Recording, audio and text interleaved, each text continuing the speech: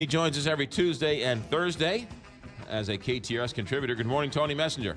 Good morning, McGraw. Good morning, Kelly. How's it? Hello. I want to talk a little city politics, with today being the mayor's race, and we can talk more about that on Thursday. But I want to get to your column about road projects and federal funds for road projects in St. Louis County. What's going on? Well, as my column indicated, twice now in the last year, the latest being a letter that came February 7th, Missouri Department of Transportation has warned St. Louis County that if it doesn't get its act together and start moving its road projects through more quickly, specifically those road projects that are dependent on federal money, then they're at risk at not only losing money for 7 projects that are ongoing right now, but for in the future being able to qualify for that money because they may disqualify them. And it was a strongly worded letter that basically said, look, what's going on over there? Why are there such delays? And so, my column looked into why are there delays and found a common thread amongst all the projects that are being slowed down, and that is that they haven't been giving to Steve Stinger's campaign, the county executive. And as I have documented and other reporters have documented, Mr. Stinger seems to be showing a pattern of taking actions either shortly before or shortly after he receives campaign donations from the person who may or the people or company that may benefit from action. So it sure raised a question, and I know just talking to people in the construction industry, there are a lot of folks watching this and wondering if that is the new standard in St. Louis County, that if you want your project done, you got to make sure you give to Steve. How much federal money are we talking about losing out on? Several $1 million. Now, as Mr. Stinger explained to me in the column, all of those projects are continuing to move forward. The county has communicated with the state. The state has asked them to explain what's going on and give them regular updates.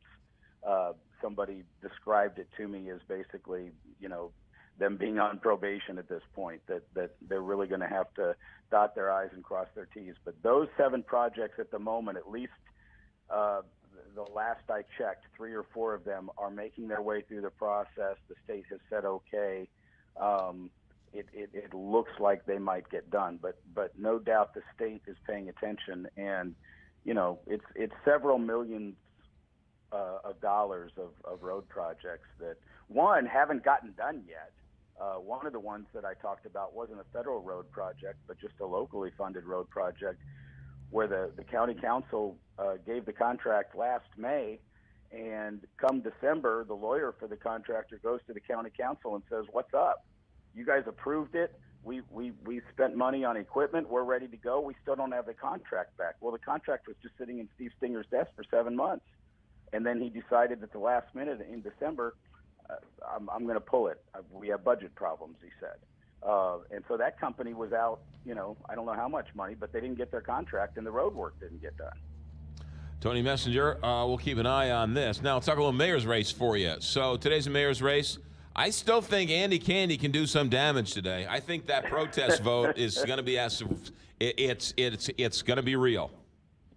What's weird, and I've hesitated to pay too much attention to it. I've never covered a mayor's race in a major city before, where one of the major candidates is purposely running as purely a marketing campaign for his business. And I love Crown Candy, and so more power to him. But it does, it saddens me that we have a candidate who's running for a marketing campaign, a candidate in Bill Haas who's running because he runs for everything every year, and then proceeds to spend the entire campaign attacking the other candidates and attacking the media in completely unhinged emails. Another candidate, Jimmy Matthews, who runs every year, and God bless him, he shows up at campaign forums and cares about his city, but it distracts from the other more serious candidates, the candidates who are, likely to be the next mayor, either Lyda Crewson or Jeffrey Boyd or Lewis Reed or Tashara Jones or Antonio French. and so it's weird having that. But all of that being said, it's been somewhat of an underwhelming campaign, as maybe is to be expected after you've had the same mayor, Francis Slay, for 4 terms. You generally, to use a sports analogy, you don't want to be the guy that follows Brett Favre or follows John Elway, and to some degree, while there's been a lot of criticism of Mayor Slay in this campaign, the guy's been a mayor for 4 terms, and probably could have been for a 5th term if he wanted to be. And so I think that still sort of is a cloud that hovers over this race. The only polling I've seen all shows Lyda Cruz and the clear likely winner. A lot of it's going to depend on what happens in turnout today. Small city elections, the people who are able to get their voters to the polls are the ones who win. Well, that's why I want to touch on that for a second. That's why the system's broken. I mean, clearly, April for a city election, we're going to hold an election. How much is it going to cost extra to have the polls open on April? And then this is the primary. Then you're going to have the general election. Why couldn't you have done this on an election day? We had, 3 or 4 or 5 different election days last year. We can't figure out a time to sort of streamline this to get more people out to vote?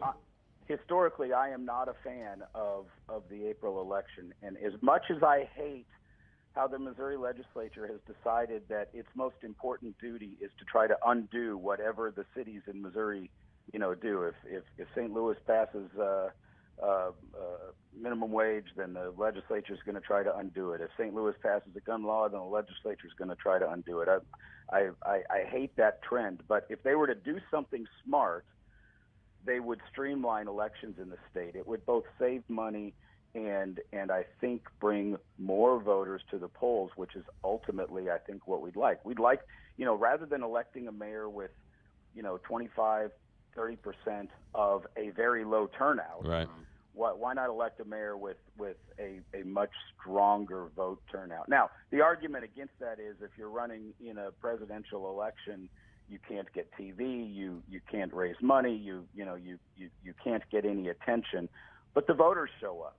And ultimately, voters are going to be educated on what they want to be educated on. So I don't disagree with you. I think changing our system to where we did, all of our primaries in August and our generals in November, I wouldn't be opposed to that at all. Well, and also, do we really need a Republican primary and a Democratic primary? I mean, this could be a nonpartisan election. You don't need 2 elections or a R and a D, right? I mean, sort of. Yeah, I wouldn't. I like the idea of, school board elections are nonpartisan.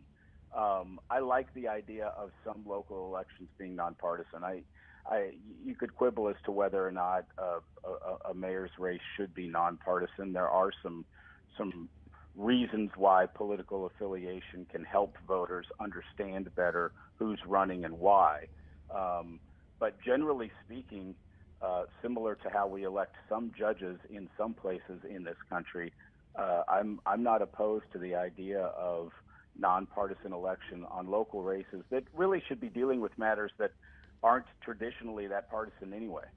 That's Tony Messenger, St. Louis Post-Dispatch columnist, and with us every Tuesday, Thursday. We'll talk about the results on Thursday. Tony, thanks for checking in. Sounds good. All right, 8:26 here, Big 550.